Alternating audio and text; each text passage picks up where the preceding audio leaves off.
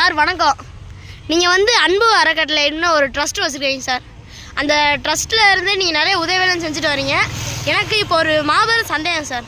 இப்போ ஒரு குறிப்பிட்ட மரத்தில் மட்டும் ஏன் இந்த வௌவால்கள்லாம் போய் அடைக்கலம் இருந்திருக்கு, ஏன்னு இந்த விளக்கத்தை கொடுங்க சார். வணக்கம். இன்றைக்கி பார்த்தீங்கன்னா தமிழ்நாட்டில் நீர்நிலைகளில் வாழக்கூடிய பறவைகளும் சரி, நிலத்தில் வாழக்கூடிய பறவைகளும் சரி கணக்கெடுத்துட்டு இருக்காங்க, வனத்துறை கணக்கெடுத்துட்டு இருக்காங்க.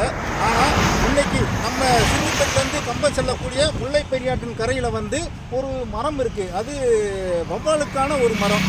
அந்த மரமானது ஆயிரக்கணக்கான வௌவால் வந்து அந்த இடத்துல குடியிருக்கு.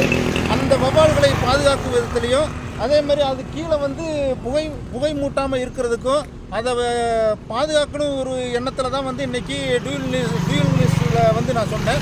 அவங்களும் வந்து இந்த பேட்டி எடுத்திருக்காங்க.